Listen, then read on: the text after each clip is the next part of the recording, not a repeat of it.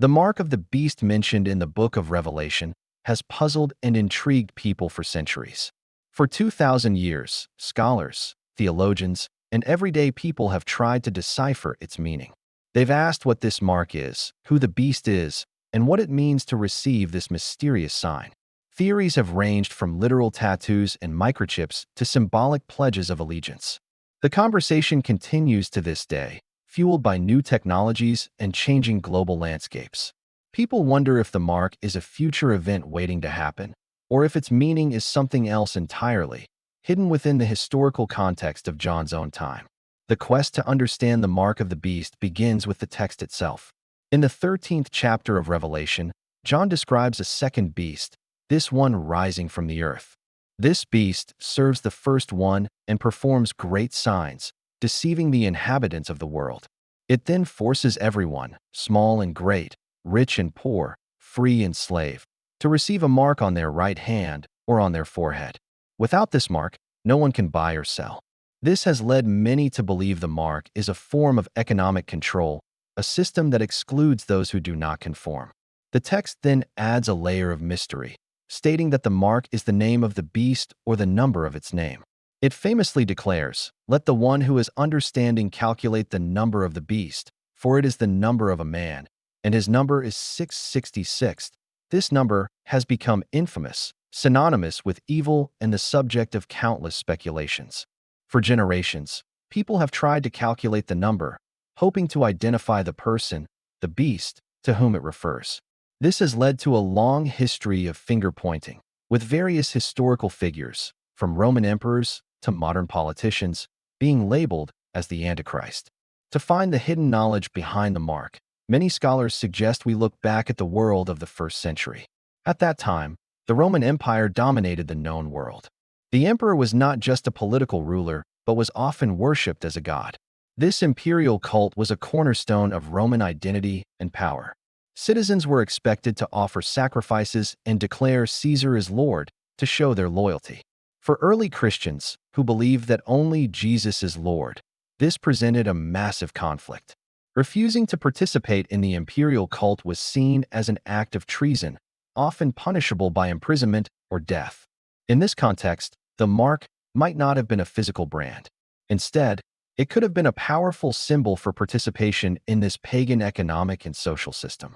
The forehead could symbolize one's beliefs and thoughts, while the right hand could represent one's actions and deeds. To receive the mark, then, would mean thinking and acting in a way that gives ultimate allegiance to the empire and its false gods, rather than to the one true God. The economic aspect of the mark, the inability to buy or sell, also fits perfectly into this historical setting. In many cities of the Roman Empire, trade guilds were powerful institutions. These guilds, similar to modern unions, controlled various crafts and trades. Membership was often essential for anyone wanting to conduct business. However, these guilds were deeply intertwined with pagan worship. Their meetings and feasts often included rituals and sacrifices to patron gods. A Christian who refused to participate in these idolatrous practices would be excluded from the guild. This would effectively cut them off from the local economy, making it impossible for them to buy or sell to make a living and provide for their family. From this perspective, the mark of the beast isn't a future technology, but a present reality for the first-century church. It was the difficult choice between economic survival and faithfulness to their beliefs. They were forced to decide whether to compromise with the pagan system or face poverty and persecution. The mystery of the number 666 can also be unraveled by looking at ancient practices. In the ancient world, a system called gematria was common.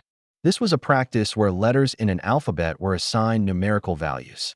It allowed people to write in code, embedding names and secret messages within numbers.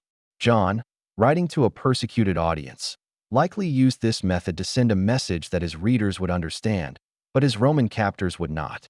Some ancient manuscripts of Revelation offer a different number, 616, instead of 666. This variation, far from undermining the theory, actually strengthens it. This interpretation changes our understanding of the mark of the beast. It shifts the focus from sensational predictions about the future to a profound spiritual and ethical challenge that is relevant in any age. The mark becomes a symbol for any system or ideology that demands ultimate loyalty and opposes the ways of God. It represents the constant pressure to conform to the values of the world, whether it's the pressure to prioritize wealth over integrity, power over compassion, or national identity over human dignity.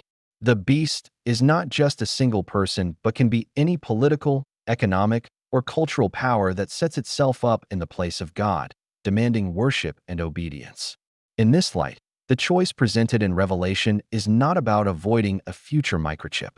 It's a timeless choice we all face, the choice of who or what will we ultimately serve.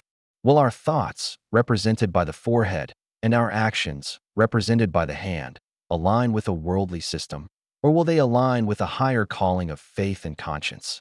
This understanding doesn't mean there are no future implications. The patterns described by John can and do repeat throughout history.